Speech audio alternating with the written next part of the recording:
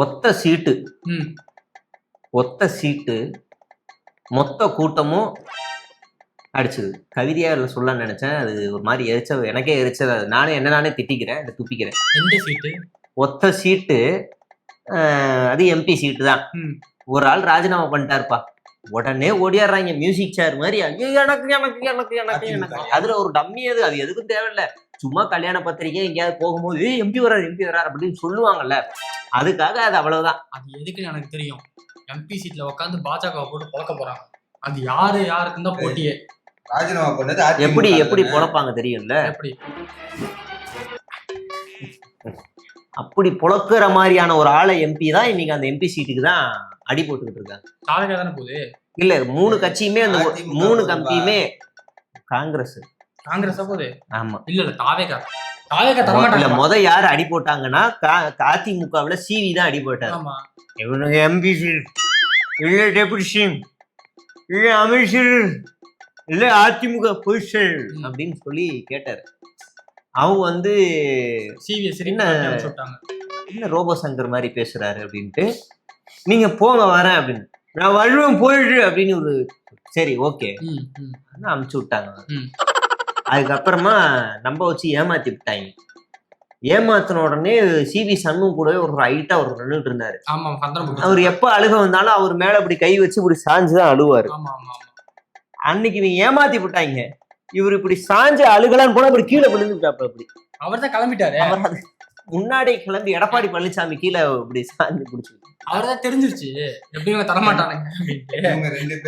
இருக்கின்ற இடத்திலே இருக்கின்ற வேலையிலே அந்த கட்சியிலிருந்து தாவக்கூடிய தனித்து துணிச்சலும் தைரியமும் எனக்கு தான் இருக்கிறது. என்னை பச்சோந்தி என்று நினைக்காதீர்கள். ஒரு கட்சியில இருந்து தாவி திருப்பி அதே கட்சிக்கு வரக்கூடிய ஆற்றல் எனக்கு மட்டும். எஸ்பி வேலுமணி ஜூட் அடிச்சிட்டாரு. அங்க போய் துரோகின்னு கத்துறாங்க. அவர் டக்குன்னு பார்த்தாரு, ஆடா பண்ணாட இதையே இப்பதான் கண்டுபிடிச்சியா, நான் 2016 அப்படி நினைச்சிருப்பாரு.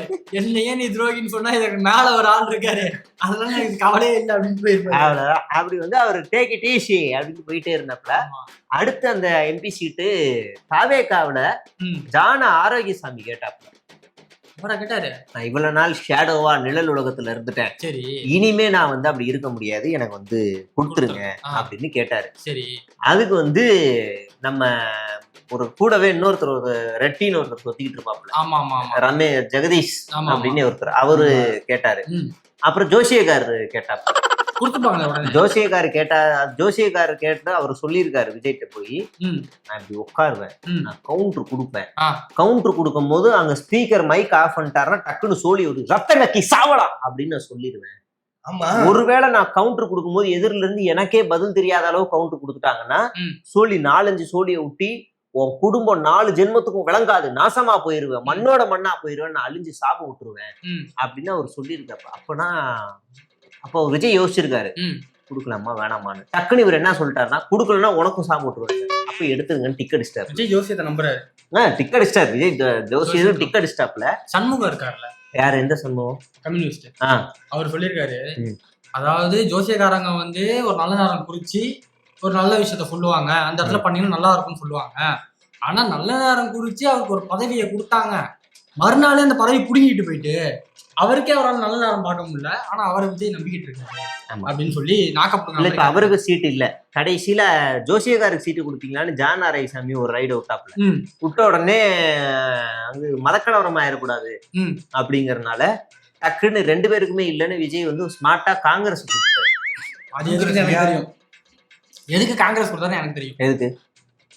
இப்போ எம்பி ஆகி போயிட்டு ராஜ்யசபால உட்காடுறாங்கப்பா, உட்காந்தா அங்க என்ன பண்ணும், ஏதோ ஒரு பில் பாஸ் பண்றாங்க பாஜக, அப்படி பண்ணா மாட்டிப்ப, அப்படி பண்ணா தமிழ்நாட்டுல மாட்டிப்ப. இப்படி பண்றது அது வேற, அது அங்க போய் பண்ணக்கூடாது, அது வேற. வேற என்ன பண்ணுவாங்க காங்கிரஸ் இல்ல தாவேகா இப்ப அங்க போய் எம்பியா உட்காந்தாங்கன்னா பிஜேபி பில்லு பாஸ் பண்ணுச்சுன்னா உடனே எழுதி கேள்வி கேட்கணும், உடனே பேசணும். நம்ம ஆளு சட்டமன்றத்திலேயே இப்படிதான் உட்காந்துருப்பாரு, அங்க போய் பேச முடியுமா? அதெல்லாம் ட்ரெயின் எழுதிட்டு நீ சும்மா எழுதிட்டு மட்டும் வந்துரு, அவன் பாத்துக்கலாம். அப்படி பண்ணா இங்க சாயம் வெளுத்து போயிருங்க. பிஜேபி பேச மாட்டாங்க, பில்லு பாஸ் பண்ணும்போது ஓட்டு போடணும்ல. சாயம் வெளுத்துரும். அதனால என்னால போய் அங்க உட்காந்து பேச முடியாது, கண்டுபிடிச்சிருவாங்க இங்க. அதனால நீங்க பிஜேபி எதிர்த்து தான் இருக்கீங்க, அதனால அந்த சீட் நான் உங்களுக்கே கொடுத்துறேன். அதனாலதான் காங்கிரஸ். அப்ப லயலாமணி நிலைமை, லயலாமணி இப்ப எப்படி சுத்திட்டு இருக்காரு? தலைமுறை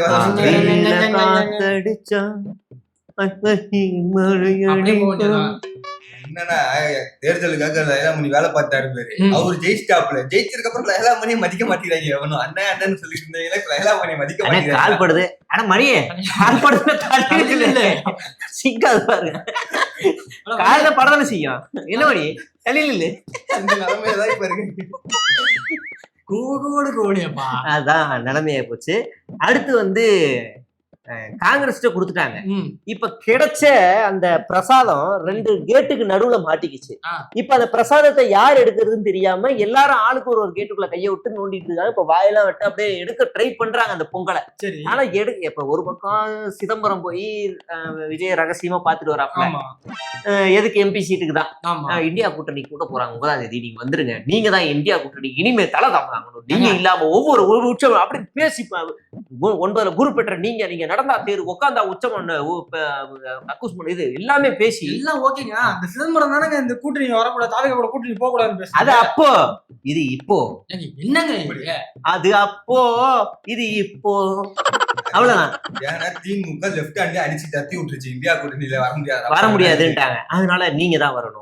உங்களுடைய ஜாதகங்களை பார்க்கும்போது அந்த குருவே உங்க பக்கத்துல நிக்கும் போது அந்த எந்த கொம்பனாலே உங்களை அழிக்க முடியாது அப்படின்னு மண்டையை இந்தியா கூட்டணிக்குள்ள போகுது. இல்ல காங்கிரஸ் இந்தியா கூட்டணில இருந்து தரத்த போறாங்க. இன்னும் கொஞ்ச நாள்ல பாத்துக்கிட்டு நீங்க தனியா இந்தியான்னு எதையாவது உருவாக்குவாங்க, சவுத் இந்தியான்னு இல்ல நார்த் இந்தியான்னு ஏதாவது உருவாக்குவாங்க, அப்படி ஏதாவது உருவாக்குவாங்க. அப்ப கொடுமை என்னன்னா, காங்கிரஸ் இந்தியா கூட்டணில இருந்து விலகுது அப்படின்னா சந்தோஷப்படக்கூடிய ஒரு ஆள் யாரா இருக்கும் அப்படின்னா மம்தா. ஆமா, தருதம் முடிச்ச நாய் அப்படியே விழுந்துருவாங்க. 2வது சந்தோஷப்படக்கூடிய ஆள் யாருன்னா அரவிந்த் கெஜ்ரிவால். சார் இத நீங்க முன்னாடியே பண்ணி இருக்கணும் சார். அப்படி அடுத்து ஜார்க்கண்ட் முன்னாள் முதலமைச்சர் அவரு ஐயா அம்மா அப்படின்னுவாப்ல. அதுக்கப்புறமா தேஜஸ்வி வருவாப்ல. அதுக்கப்புறம் அகிலேஷ் யாதவ் ஐயா இத முன்னாடியே செஞ்சிருக்கலாமே அப்படின்னு ஓடிடும். அடுத்து சிபிஎம் சிபிஐ எங்களுக்கு இதை முழுமனதாக நாங்கள் வரவேற்கிறோம். ஆமா, அடுத்து இதையெல்லாம் தாண்டி முக்கியமா பார்த்தோம் அப்படின்னா எல்லாரும் இந்த கூட்டணி எல்லாம் நாசமா போனதெல்லாம் இருக்குல்ல. இந்த ஒரு தேர்தல் நடுவில் ஒரு மாநிலத்துல நடந்துச்சு. தமிழர் அந்த இடத்துல சிஎம் கேண்டிடேட்டா நிப்பாட்டினாங்க. ஒடிஷால ஒருத்தர் இருந்தார்ல நவீன் பட்நாயக், அவரும் இங்க வந்துருவாப்ல. காங்கிரஸ் இல்லன்னா அப்படின்னு வந்துருவாங்க. சரத்பவார் வந்துருவாப்ல. இவ்வளவு பேருக்கு தடையா இருக்கிற ஒரு தத்ரம் யாருன்னா காங்கிரஸ். இவ்வளவு பேருக்கு இல்ல, Shiv Sena. Best Shiv Sena will come to. அப்ப இந்த அணி நல்லா ஸ்ட்ராங்கா ஃபார்ம் பண்ணணும் அப்படின்னா இது ஸ்டாலின் நினைச்சா கண்டிப்பா முடியும். ஒவ்வொரு தலைவர்கள்ட்டையும் பேசுங்க, காங்கிரஸை மட்டும் விட்டுருங்க. அவங்கள ஒரு ஓரமா சரத்குமார் கட்சி மாதிரி, சாரி சார் ஒரு உதாரணத்துக்கு தான் சொல்றேன், அந்த ஒரு கட்சி மாதிரி ஒரு தமிழ் மாநில காங்கிரஸ் மாதிரி ஒரு ஓரமா நீங்க வச்சுக்கோங்க. அப்படி வச்சுக்கிட்டீங்கன்னா நல்லா இருக்கும். தேவைப்பட்டா வச்சுக்கோங்க. அப்படி வச்சுக்கிட்டீங்கன்னா இந்த தருதம் பிடிச்சவங்களை பல இடத்துல இருந்து விரட்டிடலாம். மாநில கட்சிகள் மாநிலத்தை ஆளும் போது மாநில உரிமைகளுக்காக போராடும். அப்ப நம்ம சொன்ன எல்லா கட்சிகளுமே மாநில கட்சிகள். மாநில உரிமைகளுக்காக மாநிலத்தில் கூட்டாட்சி, மாநிலத்தில் சுயாட்சி, மத்தியில் கூட்டாட்சின்றத அமல்படுத்துவாங்க.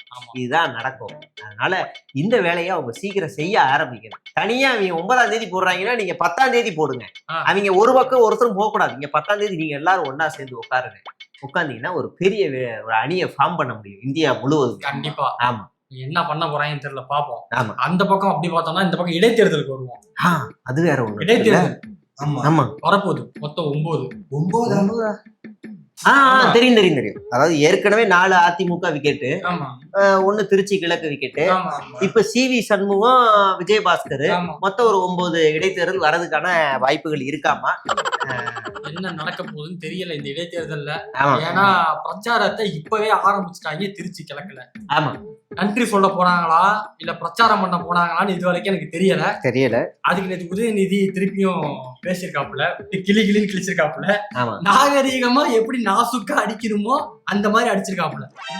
ஆமா, 4 நாள் கழிச்சு இதுக்கு அறிக்கை வரும். கண்டிப்பா வருவார். கண்டிப்பா 4 நாள் கழிச்சு வராது. அடுத்த மாசம் ஒரு வெற்றி கூட்டம் எங்கேயாவது போடும் போது எல்லாரும் பேசுறாங்க அப்படின்னு அவரு பேச ஆரம்பிப்பாரு. இல்ல இன்னைக்கு வந்து அமைச்சரவை கொடுத்துருக்காங்கல்ல, இன்னைக்கு ஃபர்ஸ்ட் டிஸ்கஷனே அதுதான். அமைச்சரவை எல்லாம் பேச மாட்டாருப்பா. அதுக்கு ஸ்கிரிப்ட் வந்துரும். அது சிஎம் ஆஃப் தமிழ்நாடு பேஜ்ல போய் பார்த்தா இவரும் அமைதியா இருக்காரு, அதிகாரிகளும் அமைதியா இருக்காங்க. ஒரு வீடியோ அப்படி இப்படின்னு எடுத்து போயிடுறாங்க. அதையே எல்லா மெயின் சிமும் ரீகேப் பண்ணி பாக்குறாங்க. யாராவது பேசுற மாதிரி ஏதாவது நோட்ஸ் எடுக்கிற மாதிரி ஒரு வீடியோ போட்டாதான் எங்களுக்கு தெரியும் முதலமைச்சர் சுறுசுறுப்பா வேலை செய்யறாங்க. அது வந்து ஹெட்போன் கொடுத்துட்டாங்களா, வீட்லயே ஆடியோ ரெக்கார்ட் பண்ணி கொடுத்துட்டாங்க. ஓ இதுவா அவெஞ்சர்ஸ் மாதிரியா? சரி சரி. வன்னியரசு அந்த இடத்துல பாப்பாரு விஜய் இப்படி பேசுறாரு. எனக்கு தெரியல. எனக்கு தெரிஞ்சு சில அமைச்சர்கள் மட்டும்தான் அங்க ஸ்கில்லபிள் பர்சன்ஸா நான் பாக்குறேன். அதுல முதல் முதல் முதல் முதல் முதல் யாரையும் அவரோட ஒப்பிடவே முடியாது. அவர் தான் வன்னியரசு. அண்ணன் வன்னியரசு மாதிரி ஒரு ஸ்கில்லபிள் பர்சனை ஒரு அமைச்சரவையில போட்டது இவங்க பண்ண உருப்படியான காரியம். அவர் அமைச்சரவையில போட்டது தாவேக்காக பண்ண உருப்படியான காரியம். 2வது அமைச்சர் ராஜ்மோகனை உள்ள போட்டார். நேத்து ஒரு வீடியோ போட்டிருந்தாரு, நல்ல வீடியோ. பள்ளிக்கல்வித்துறையில மாணவர்கள் பேசணும், ஆசிரியர்கள் உரையாடணும், ஒரு உரையாடல் இருக்கணும் அப்படின்னு சொல்ற அளவுக்கு ஒரு கல்வி அமைச்சருக்கு ஒரு சிந்தனை இருக்கு அப்படின்னா உண்மையே அது வரவே இருக்கு. கண்டிப்பா. அடுத்து நம்ம ஐஆர்எஸ் அருண்ராஜ் அவர் ஒரு சைலண்டான ஒரு மூவபிள் பர்சனா நமக்கு தெரியறாப்ல. இப்போ வரைக்கும் ரீல்ஸை போடாம, அலட்டிக்காம, சீன் போடாம, அப்படி இப்படின்னு பண்ணிக்காம தனக்கு கொடுத்த அமைச்சரவையை கொஞ்சம் டீசெண்டா ரன் பண்ணிக்கிட்டு இருக்காப்ல. இப்படி ஒரு சில அமைச்சர்களை நம்ம மெச்சுக்க வேண்டியிருக்கு. மற்றபடி எல்லாரும் இன்ஸ்டாகிராம்லயே வாழ்ந்துகிட்டு இருக்காங்க. போயிட்டு வந்து எத்தனை லைக் வந்திருக்கு, எத்தனை கமெண்ட்ஸ் வந்திருக்கு, அப்படியே பொழப்ப ஓட்டிட்டு இருக்காங்க. இன்னைக்கு இவரு அவர் பேர் என்ன, ஸ்ரீநாத் அவர் வந்து ஒருத்தர் கூட ரீல் போட்டுருந்தாருப்பா. அந்த டைலாக் நான் மறந்துட்டேன். இந்த வீடியோல வந்து நான் அட்டாச் பண்றேன். திருத்தணி சொல்லும் டிவிக்கு வெல்லும்.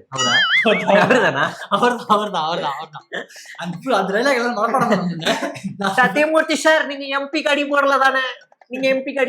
சும்மா சொல்லுங்க, சிரிக்காதீங்க. அது இல்ல, அது சத்தியமூர்த்தி அவரு. ஒருத்தர் கூட அந்த ரீல் போடுறது, அதாவது அந்த தளபதி இப்போ இதுல பேசினார்ல, தீய சக்தி தூய சக்தி அந்த மாதிரிலாம் பேசினார்ல, அந்த மாதிரியே.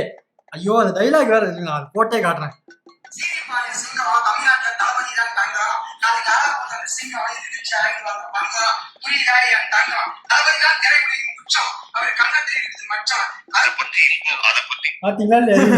சிங்கம் தங்கம் மச்சம் மிச்சம் அவ்வளவுதான்.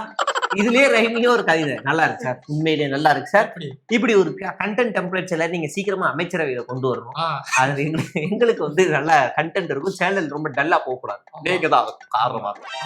நன்றி, வணக்கம்.